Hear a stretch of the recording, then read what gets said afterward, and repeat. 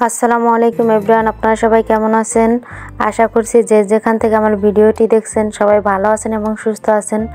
আল্লাহর অশেষ রহমতে আমিও ভালো আছি এবং সুস্থ আছি। চলে আসলাম আমি শাকিলা ইসলাম ইউটিউব চ্যানেল থেকে আপনাদের মাঝে নতুন আরেকটি ভিডিও নিয়ে। তো আমার ভিডিওগুলো যদি আপনাদের কাছে ভালো লেগে থাকে তাহলে একটা লাইক, কমেন্ট, শেয়ার করে দিবেন। আমার চ্যানেলটাকে সাবস্ক্রাইব করে আমার পাশেই থাকবেন। আপনাদের সবার কাছে অনুরোধ রইল আজকের ভিডিওটি না টেনে সবাই ফুল ভিডিওটি দেখবেন আর একটা লাইক করে দিবেন। আপনাদের একটা লাইক আমার ভিডিওটা আরও 5 জনের কাছে পৌঁছে দিতে পারে। আর একটা কমেন্ট করবেন, আপনার একটা কমেন্ট আমি উৎসাহিত হব আরও ভিডিও ছাড়ার জন্য, আপনাদের মাঝে আরও ভিডিও শেয়ার করার জন্য। তো আমার আজকের ভিডিওটি আমি সন্ধ্যা থেকেই শুরু করছিলাম। আমার একটা অভ্যাস আছে, যেটা হচ্ছে আমি যখন আমার কাজের চাপ বেশি থাকে তখন আমার ক্ষুধা লাগে। তা আমার রাত্রে আমি সকালবেলা আমার ব্লাউজ দেওয়ার কথা ছিল ডেলিভারি, আর আমার সন্ধ্যা রাত্রে তখন আমার কাজ শেষ হয় নাই, ব্লাউজ বানানো হয় না, আর আমার সন্ধ্যার সময় ক্ষুধা লাগছে আর আমি পুরি বানাইতে চলে গেছি আর কি। আলুর পরাটাও বলতে পারেন, ডাল পুরি, আলু পুরিও বলতে পারেন, যে কোনো একটা বললেই চলে, কারণ আমি একদম ডুবা তেলে ভাজি নেই। আমি দুপুরে আলু ভর্তা বানাইছিলাম, ওইটা দিয়ে আমি পুরি বানিয়ে নিতেছিলাম। হুট করে আমার ক্ষুধা লাগছে আর মনে পড়ছে তাইলে আলু ভর্তা যেহেতু আছে তাইলে আমি পুরি বানিয়ে ফেলাই। আমরা 2 ভাই বোন বাসায় ছিলাম, তাহলে এইটা খাইতে পারবো আর কি। ওদিকে আমার কাজ শেষ হয় না, আমার সকালে ডেলিভারি দিতে হইব কাজ, তো আমি সন্ধ্যা রাত্রে এগুলো করতেছি। যাই হোক আর কি, আমার এটা অভ্যাস, যখন আমার কাজের চাপ বেশি থাকে তখন আমার এটা ওইটা খাইতে ইচ্ছা করে, এটা ওইটা বানাইতে ইচ্ছা করে। আমার মতো কার কার এরকমের সমস্যা আছে কমেন্ট করে জানাবেন। যখন আমি সারাদিন বসে থাকি বা আমার মেশিনে কোনো কাজ থাকে না, তখন আমার কিছু বানানোর কথা মনে পড়ে না, আলসেমি লাগে, ফোন টিপতে থাকি। কিন্তু যেদিন আমার কাজ থাকে এমার্জেন্সি, সেই দিনই আমার মন চায় আমি এটা বানাই, ওইটা বানাই, এটা বানায় খাই, ওইটা বানায় খাই। মানে সমস্যা, এটা মনে হয় আমার একটা বদ অভ্যাস। তারপরে রাত্রে একটু চাও খাইলাম, আম্মু চলে আসছে বাসায় ডিউটি থেকে। তারপরে আম্মুর জন্য, আমার জন্য, আমার ভাইয়ের জন্য, 3 জনের জন্য চা নিলাম। সন্ধ্যায় নাস্তা করার পরে একটু চাও খাইয়া নিলাম আর কি। চাটা আমার খুব পছন্দ। তারপরে আর রাত্রেরটা কন্টিনিউ করি না এই ভিডিওটি। পরে সকালবেলা আমার খালামুনি বাড়িতে চলে যাইব আর কি, দেশে যাইব।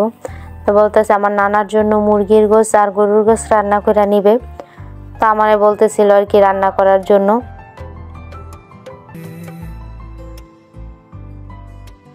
তো সকালবেলা উঠে আগে নাস্তা খাওয়ার পরে আমি আমার নানার জন্য তরকারি রান্না করতেছিলাম।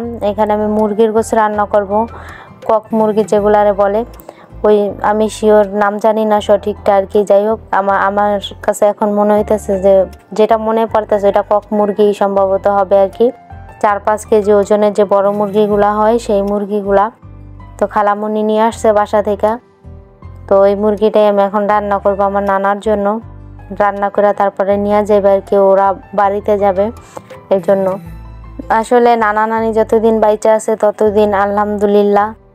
নানা নানির ভালোবাসা সবার ভাগ্যে জোটে না বা থাকে না, আমাদের আছে আলহামদুলিল্লাহ। আমরা যখনই বাড়িতে যাই না কেন বা ঢাকায় থাকি না কেন, আমার নানায় ফোন দিবে, বলবে বাড়িতে আসো। আমি ছোটোবেলায় আমার নানা বাড়িতেই ছিলাম, থাকতাম। একটু বড় হওয়ার পরে ঢাকা চলে আসছি, তো এখন আর ওইভাবে যাওয়া হয়, তারপরও কিন্তু এখন আর ওইভাবে যাওয়া হয় না। আর নানাও আসে না, খুব কম আসে, যা হয় আমরাই যাই আর কি। নানা ঢাকা আসতে চায় না, সংসার ফালায় আর কি আসা হয় না আর কি। এইটা ওইটা একটা না একটা কাজ থাকে, এই জন্য আর আসা হয় না তার। কিন্তু আমরা যাই, অনেক যাই। আমার নানা ফোন দিয়া বা কয়দিন পর পরই বলে যে আসো বাড়িতে, এসে বেড়া যাও। আর যখন বাড়িতে যাই, আমার নানা এরকম কোনো দিন নাই যেদিন বাজারে গেলে আমাদের জন্য কিছু না নিয়ে আসবে। আমরা বাড়িতে গেলে কি খাওয়াইবো, কি আনবো না আনবো, এটার জন্য উনি পাগল হয়ে যায়। বাজারে গেলে কিছু না কিছু সন্ধ্যার সময় নিয়েই আসবে, এটা ওনার অভ্যাস। আমরা প্রত্যেকটা ভাই বোন, আমার খালাতো ভাই বোন, মামাতো ভাই বোন, সবাই আমার নানা নানুরে খুব ভালোবাসি। বিশেষ করে আমার নানারে, আমার মামাতো বোনরা আমার নানার জন্য খুব পাগল। মাঝে মধ্যে চিন্তা করি যে আমার নানা যদি মারা যায় তখন আমাদের ভাই বোনগুলার কি অবস্থা হবে। ওরা এত পাগল নানার জন্য, তখন আমরা কিভাবে থাকবো, এটা ভাবতে গেলে আমার মানে কোনো কিছু আর ভালো লাগে না, কোনো কিছু আরই থাকে না। কিন্তু তারপরও আল্লাহর মাল আল্লাহ নিয়ে যাবে, তা আমারও যেতে হবে। আমি তার আগেও যেতে পারি, পরেও যেতে পারি, কোনো নাই। তার বয়স হয়ে গেছে ঠিক আছে, কিন্তু তারপরও হায়াত মুহূর্ত আর বলা যায় না মানুষের। আমি তার আগে মৃত্যুবরণ করতে পারি, কিন্তু আমার মাঝে মধ্যে আমি যখন একা একা থাকি ভাবি যে আল্লাহ, আমার নানাও তো একটা সময় হয়ে যাইব, মারা যাইব। আমার দাদা মারা গেছে, আল্লাহ তারে বেস্তে নসিব করুক। তা এখন নানা নানি দাদি আছে, 3 জন আছে, দাদা নাই, দাদা মারা গেছে 3 বছর হয়েছে।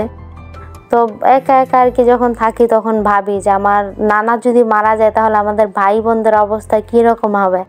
আমরা তো পাগল হয়ে যাব। আমরা প্রত্যেকটা ভাই বোন আমার নানারে খুব ভালোবাসি। আমি যখন চিন্তা করি আর কি যে এরকমের হবে কখনো, ওইটা চিন্তা করতে নিলেও আমার কান্না চলে আসে, আমি নিজেরা সামলাইতে পারি না। আর সবার সামনে হয়তো ভাবা হয় না, কিন্তু আমি যখন একা একা থাকি তখন আমার এই জিনিসটা অনেক আসে, মাথায় আসে যে কিভাবে আমরা থাকবো, কিভাবে কি। আল্লাহ তো ধৈর্য দিয়াই দেয়, তাই না? যাই হোক, আমার নানা সুস্থ থাকুক, ভালো থাকুক, নানা নানি পৃথিবীর সকল নানা নানি ভালো থাকুক, সুস্থ থাকুক, দোয়া করি সবার জন্য। আমার দাদা মারা গেছে, আল্লাহ তাকে বেহেশতে নসিব করুক, সবাই দোয়া করবেন। আমি যখন ভাবি আমার নানার এই কথাগুলা, আমার নানুর কথাগুলা, তখন আমার কাছে আমার খুব কষ্ট লাগে, ভাবতেও অবাক লাগে যে কোনো একদিন এরকমের হবে, আর আমরা ভাই বোনরা কীভাবে থাকবো।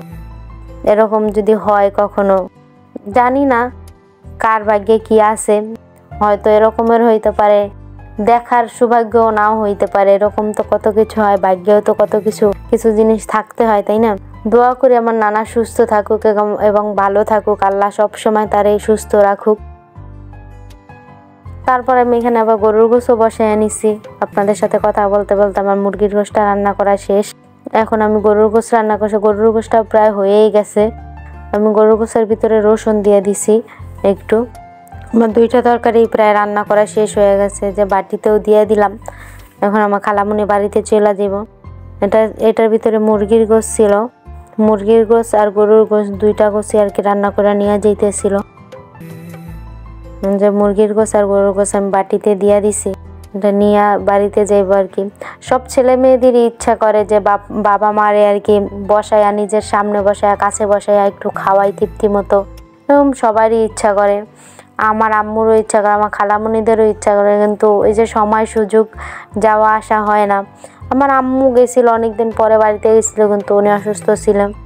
আর যাওয়ার চেয়ে আমার নানা যদি ঢাকায় আসে তাইলে আমার আম্মু বেশি খুশি হয়, কিন্তু আমার নানা আসতে চায় না।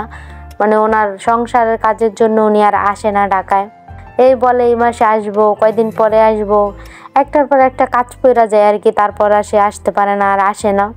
এখানে আমি ওই রান্না বান্না শেষ আবার ঘরের জন্য আর কি রান্না করে নিলাম। এখন আমি শুটকি দিয়া, তারপরে ছোট মূলা আর আলু দিয়া রান্না করছি, আর মাছ রান্না করছিলাম। তারপরে আমি চুলাটা একটু পরিষ্কার করে নিতেছিলাম। নিচের ইয়াগুলা পরিষ্কারই আছে, শুধু উপর থেকে একটু রান্না যেহেতু করছি তাই একটু তেল ছিটা গেছে, সেইটাই আমি একটু পরিষ্কার করে নিতেছিলাম। তো আজকে আপনাদের সাথে অনেক কথা বললাম। কার কার নানা নানি বেঁচে আছে কমেন্ট করে জানাবেন। কারা কারা নানা নানি দাদা দাদির ভালোবাসা পাইছেন। আমি আলহামদুলিল্লাহ নানা নানি দাদা দাদি 4 জনকেই পাইছি। আমি অনেক ভাগ্যবান মনে করি যে আমি সবাইকে পাইছি। অনেকে তো আছে কেউই পায় না, দাদা দাদি নানা নানি কাউকেই কাছে পায় না, কারোর ভালোবাসাই পায় না। আমি আলহামদুলিল্লাহ সবারটাই পাইছি। আমার দাদাই শুধু নাই এখন আমাদের মাঝে, 3 বছর হয়েছে সে মারা গেছে।